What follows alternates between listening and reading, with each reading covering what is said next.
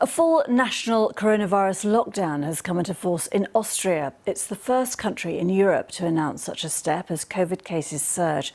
The Austrian government says it will also make COVID vaccinations mandatory from February, as Bethany Bell reports. The lockdown will last for just under 3 weeks. It comes after record numbers of new COVID infections in recent days. Last week, Austria introduced a lockdown for the unvaccinated. But cases continued to soar and the government decided to impose even tougher measures.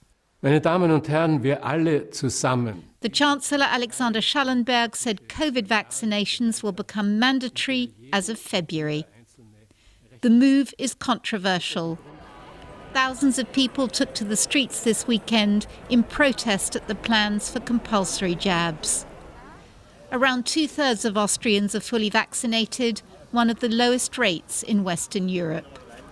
Bethany Bell, BBC News, Vienna. The Belgian capital, Brussels, has become the latest European city to see unrest over tightened COVID restrictions.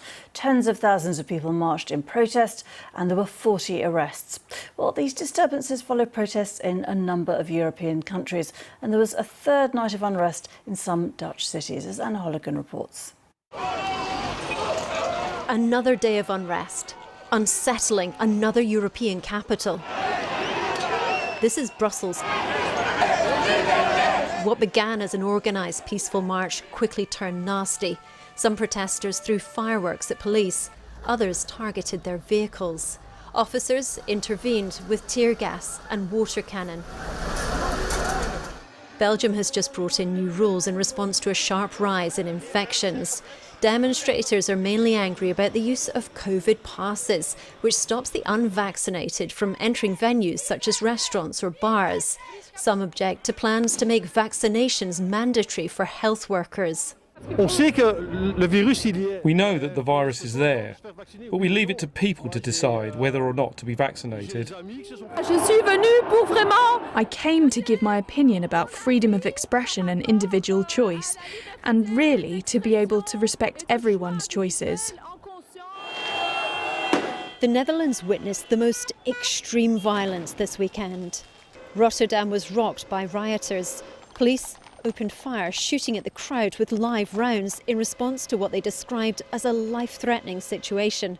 Vandals torched bicycles in The Hague. The Justice Minister believes organised criminals may be behind this.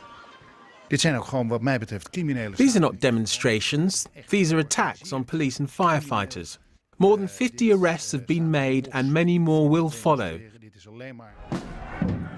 These startling demos, happening too in Austria, Croatia and Denmark, reflect rumbling frustrations about the evolving COVID restrictions considered essential to bring down record-high infection rates. And there's more trouble here in the Netherlands. Small groups of people destroying things in the northern city of Groningen, and reports of unrest elsewhere too. It's mostly peaceful now, but the catalyst for this still exists, and many countries are watching and wondering whether this latest disturbing symptom may be coming their way. The World Health Organization has urged governments to redouble their efforts and reinforce the basics. Average 48% of the European population is wearing a mask indoor. Any percentage above that will have an immediate effect. With varying vaccine rates, getting the shots in is seen as critical, but they won't cure the distrust or divisions seeping through some European societies. Anna Holligan, BBC News, in The Hague.